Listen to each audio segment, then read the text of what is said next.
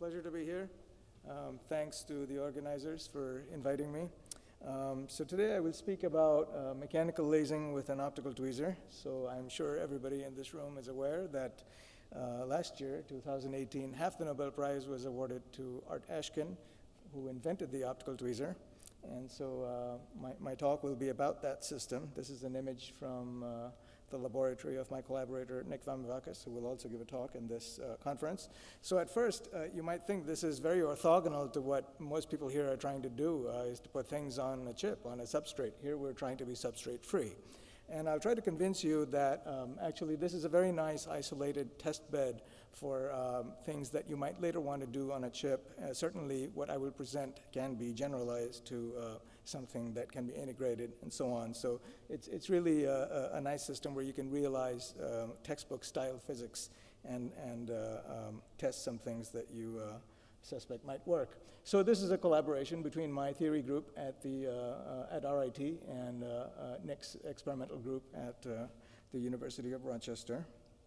And this is a quick outline of the talk. I should give credit, before I lose time, to my postdocs Wen Chao and Pradeep, who did most of the theory, and then all the data I will show was taken by Robbie, who was a graduate student in Nick's group. So I will talk mainly about engineering the mechanical motion of oscillators, and the canonical paradigm is this device, which is a Fabry-Perot, except that one mirror is fixed and the other one is allowed to oscillate linearly along the cavity axis. And it turns out that in practice, one has to account for the quantum fluctuations in any optical fields that might be driving this cavity, as well as in the mechanical motion of this object. And so people write second quantized Hamiltonians, and these have some nicely identifiable terms. The first term corresponds to the energy of the optical mode, and the second and the third terms correspond to the kinetic and the potential energy of the mechanical oscillation. And then we have this interaction between the optical and the mechanical modes, which is essentially given by the product of the number or intensity of photons inside and the mechanical displacement, and this is due to radiation pressure interaction. And this is a very rich interaction, allowing us to enable all kinds of physics. But let me just give a quick taste of how this system works. You all know that for light to make it inside the cavity, the wavelength has to be, or the length of the cavity has to be an integer number of half wavelengths of the light. And let's assume that's what the situation is, and photons come inside, and when they get reflected from this mirror, both of these mirrors are usually highly reflective, then they transfer some, their momentum is reversed, so they transfer some force, and this is the origin of the radiation pressure. And so we can sort of intuitively feel that the equilibrium position of this oscillator will move to the right, but then the length of the cavity is no longer the same. The light is out of resonance, not as much force. Mirror moves back, but then we're back on resonance. So there's this feedback effect that the mechanics has on the optical mode, and I'd like you to keep that in mind as we go ahead. So I'll briefly mention this configuration has been wildly successful. The most famous device in this class is LIGO, which was in the news 2 years ago and continuing for the discovery of, for the detection of gravitational waves predicted by Einstein's theory of general relativity. You can see we sort of have a similar cavity here, except it's not a Fabry-Perot, it's a Michelson. And however, the mirrors have mechanical degrees of freedom. You have a laser injecting light into these arms, and there's a detector here which can look at the path difference as the gravitational wave passes by. And that signal is shown here, and you can see that in about a second of detection, the displacement, the path length differences between these two arms that can be detected is a very tiny amount. It's 10 to the minus 18 meters, just to give you some perspective. That's about 1,000th of the radius of a proton. So it turns out that this kind of system is very good platform for sensing. And certainly LIGO is big science. These arms are about 4 kilometers each, but people have used the same physics in tabletop experiments to realize very accurate devices for measuring acceleration, magnetic fields, temperature, and so on and so forth. And generally the field is is very amenable to sensing and also transduction. I heard somebody talk about the problem of converting microwave fields from superconducting circuits to optical fibers, and mechanical elements are objects which can do that coherently. It's been demonstrated. So in spite of these successes, there are two sort of main objects that people in the field worry about. And the first one is that these oscillators are usually clamped to something like a substrate or a tether, and that is a channel for dissipation and for noise to enter and disturb the mechanical motion.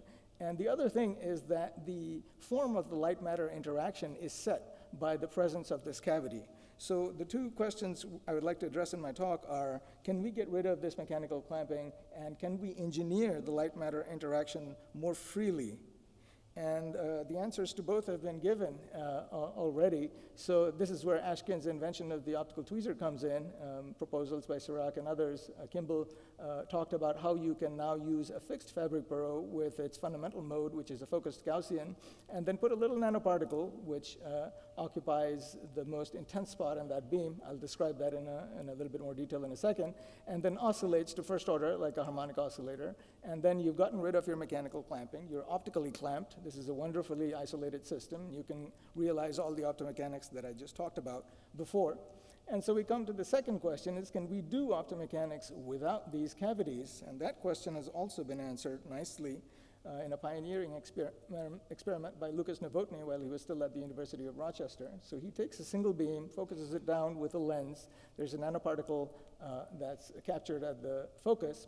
And then by interfering the photons that are scattered by the nanoparticle with the photons that are not scattered by the nanoparticle from this trapping beam, Lucas can measure the displacement of this nanoparticle along all three directions spatially, and then feed that information back. This is what completes the feedback loop that we talked about earlier and that was done by the cavity when we had it, and then sort of modify the dynamics of the particle. And this is what we'll be basing our proposal and our experimental data on. So let's consider a very small particle, a Rayleigh particle, which has a radius much smaller than the wavelength of this trapping beam. We know the scattering force is negligible. The dynamics are dominated by the gradient force, which is a conservative force, so we can write a potential. And the potential is just the dipole interaction of this polarizable particle with the beam, and the dipole is induced, so you get another factor of the electric field in there, so the square, and basically that's the intensity. And if your beam is Gaussian and the amplitude of oscillation of the particle is not too large, you can expand this in the position coordinate, and to first order, you get a harmonic trapping potential. And if the oscillation amplitude is not too large, what is also implied is that the motion along all three directions decouples. And so for the rest of this talk, I'll just be talking about oscillation along a single direction. The knob that the experimentalist really has for governing the dynamics of the particle is modulation of this trapping intensity, okay? So that's what we will consider for the feedback. And the feedback, basically the physics of it is exactly the same as that of pushing a child on a swing. You know, if you push at the right times, you can increase the amplitude and the energy of the swing, and if you push at some other times, you can damp the motion and bring the amplitude down. So these, which I will call roughly heating and cooling, are the types of things that we proposed and that were carried out in Nick's lab. So both these schemes involve measuring the position of the particle, which I told you the experimentalists can do already, and then you have an electronic circuit, which takes a time derivative, gives you the momentum, and you take the trap intensity and you modulate it, in the first case according to the ratio, in the second case according to the product of these two variables. And these numbers in front make sure that the modulation is never more than 10% of the DC term. If you take a derivative of this potential with respect to position, that gives you the force. So the first term will give you the harmonic force, which I've neglected because it's trivial. But the second term gives you this damping because it's always opposite the momentum. In our case, we will actually flip the sign of this constant and use it as heating. And we call it linear heating because it's linear in momentum. And in this case, also you get a damping because it's always opposed to the momentum, but it's modulated by the position. And this we will use as nonlinear cooling. So if you kind of schematically plot these as functions of oscillator amplitude, you get something like this plot. Here, this is the heating force, which vanishes at the classical outer turning points of mechanical motion, where the momentum vanishes. So that's the curve we're looking at for linear heating. And this one is the same, except that it vanishes near the equilibrium point of oscillation. That's where Q goes to 0. So that's what this looks like. So this is sort of a hand-waving description of the feedback process, a slightly more formal model. We have here, we can set up the Hamiltonian. This is the kinetic energy of the nanoparticle. This is the energy of the net electric field that it experiences, and then the interaction between the two, assuming a linearly polarizable particle averaged over the volume of the nanoparticle. So we modeled several fields in the experiment, which is shown schematically here. So first you have the trap field, which goes through, it just traps the particle and ends up at a beam dump. And then there's an orthogonally polarized probe beam, which is extracted and from which all this information about the displacement is found and then fed back to modulate the trapping beam. And then there are all these other modes into which the nanoparticle scatters photons, which is why you are able to, for example, image the particle from the side, and those modes also have to be taken into account. And like I said, we assume the nanoparticle will be polarized. Plugging all these elements into the theory, we carry out pretty much a standard quantum optics calculation, which assumes that these bath modes are weakly coupled to the system.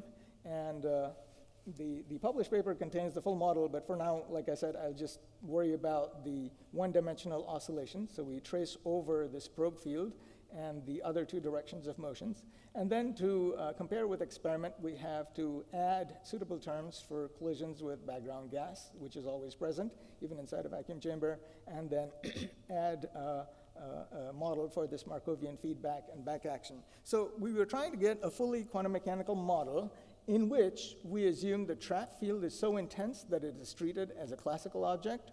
The fluctuations in the probe field actually lead to limits on how well you can detect the position, so it has to be quantized. The bath modes are not heavily occupied, so they also have to be quantized. And the nanomechanical motion of the object also has to be quantized, meaning P and Q don't commute. And lastly, the feedback has to account for the fact that we are doing quantum feedback. So in classical feedback, you assume that the measurement doesn't change the state of the system. Here, there is a back action associated with it. And fortunately, some of this work has already appeared in the literature. So after about 40 pages of calculation, starting with that microscopic model, you get a master equation for the one-dimensional oscillation of the nanomechanics, which has several parts. So there's the harmonic oscillation. There is fluctuation in the momentum and the position of the nanoparticle due to scattering of photons and collisions with background gases. There's also damping due to the background gas. All this gas collision stuff is available, very nicely done in a paper by Josie. And then the two types of feedback that I described to you earlier with their back actions, these terms can be found by adapting readily the theory of Milburn and Wiseman of optical feedback via homodyne detection. So in the remainder of the talk, I will describe two sets of experimental data. First, for which we only have nonlinear cooling, no heating. And then I will describe a situation in which we have both, and which will realize this lasing business. So here's the cooling data. On the left, you see a plot where the horizontal axis is time, and the vertical axis is oscillator energy, or to use a fancier term, phonon number, normalized by the initial occupation, so it's scaled to 1. And then at t equal to 0, cooling starts. And these two curves are for two directions of oscillation. Z is along the trapping beam, and Y is one of the transverse directions. And you can see that the data, which is in circles, agrees quite well with the theory, which is a solid line in this case and a dashed line in this case. Actually, our master equation gives us an equation for the phonon number, which can be solved analytically. And that's kind of important, and I'll explain it to you in a second. But the decay is not exponential. It's actually a tangent hyperbolic, and that gives us a clue about other things. that I'll get to in a minute. We can also look at the steady state energy that the oscillator achieves after cooling is done as a function of background pressure in the vacuum chamber. And these are, again, the two different directions of motion, and we have reasonably good agreement with theory. All the experiments were done at room temperature, but we have a fully quantum theory, so we felt like predicting how you could get to the quantum ground state of this, of the oscillation of this rather macroscopic object, which is a silicon nanosphere with about 1 billion atoms in it. And so the agreement of, the nice agreement of theory and experiment gave us some confidence that this model was doing nicely. And now I will describe how by adding heating to this model we can realize lasing. But before I tell you about lasing, I have to give you a set of criteria which define, say, a phonon laser. And once you try to do that, you pretty much find yourself looking at the literature for what defines a laser, and everybody has their own definition. Most people like to think of a laser as in terms of what they expect the laser to do for them. Some people only care about power, some people about mode, some people about coherence, etc. So in 2017, Nature Photonics came up with an optical laser checklist, which anybody who claims to have made a lasing device needs to fill out and submit along with their paper before it goes out for review. And this is something they put together in discussion with the community. And a laser is not one thing according to them, but all these criteria. And I will spend the last part of my talk describing how most of these criteria are satisfied by our system. There's a lot of work on phonon lasers in the solid state. I won't be talking about that. I'll basically be speaking about phonon lasers in the optomechanical context. And the difference is that in the solid state, these phonons are basically arising from the interaction of atoms and lattices. And here we're just talking about the center of mass oscillation of a single object. There's some very nice experimental data in cavity-based systems from the lab of my collaborator John Lawal at NIST. He uses a Fabry-Perot with a shiny mirror at one end and a highly reflective grating at the other, and this grating can flop along the cavity direction. Actually, there are hundreds of mechanical modes that can be excited by driving the cavity. And this plot sort of encapsulates what it means to have a phonon laser. So on the horizontal axis is time, on the vertical axis is the mechanical amplitude of one of these modes, and this is the point of threshold. Below threshold, the motion of the mechanical oscillator is Brownian. And above threshold, there is an exponential rise in coherent oscillation followed by saturation, okay? So if you replace the mechanical amplitude by the electric field, this is exactly what an optical laser does. And he sees other more sophisticated phenomena where, for example, you have multiple modes initially excited and then some of them lose gain and the others persist. And there are some analogies with homogeneously brought in lasers in optical systems. But like I said, we are doing away with cavities and we're doing away with mechanically clamped systems. So is there any example of phonon lasing in such systems? And there is one. And this is the phonon laser realized by Vahala and others using a trapped ion, where you can see the exponential increase in amplitude with driving. But they use the fact that the ion has internal energy levels, and you can use appropriately red and blue detuned optical beams to supply cooling and heating, and therefore get lasing action. Our scheme is advantageous in that it does not rely on any internal structure. So it's actually kind of blind to the internal structure of the particle. In principle, we've demonstrated it with a nanoparticle. We could do it with liquid droplets or even small biological organisms. So I will spend now the remaining few minutes describing how our system satisfies the laser checklist. If we write the rate of change of the probability that the nanoparticle oscillation has n phonons, you get a long, complicated differential equation, which involves states with n minus 1 and n plus 1 phonons. And when you draw those states, you find that every term in this differential equation corresponds to a well-defined process involving 1 or 2 phonons. And in particular, if you look at the process that takes you from n to n plus 1, so there's emission into the phonon field, you can identify processes which correspond to stimulated and spontaneous emission. So these terms on top are our calculation, and these terms in the square brackets are from the textbook by Scully and Zuberi. So we have some extra terms, but it already shows that we have close to a textbook kind of system where we can look at the basic physics. I will describe now the phonon dynamics. I told you the experimentalists can measure the position of the nanoparticle. They average that over a mechanical period, so they get the mean or the root mean square displacement, and then when you scale that with the appropriate variables, you can get the phonon number. And from our theory, we can get the evolution equation for the phonon number, and this is one of my favorite equations from the theory because it's very small, it's very compact, it's mathematically exactly of the same form that is obeyed by the photon number in an optical laser, so the analogies come out really nicely. So this is the nonlinear term. In our case, the nonlinearity comes from feedback cooling, so it's tunable. Linear gain arises from linear heating that I talked to you about. Loss comes from the fact that there are collisions with background gas, as well as the feedback cooling that we're carrying out. And the role of fluctuations in an optical laser is now provided by scattering of photons, gas molecules, and to a small extent by the feedback back action. So you can solve this equation in the steady state by setting the left-hand side equal to 0. You'll get a quadratic in the mean phonon number, and you plot that as a function of gain.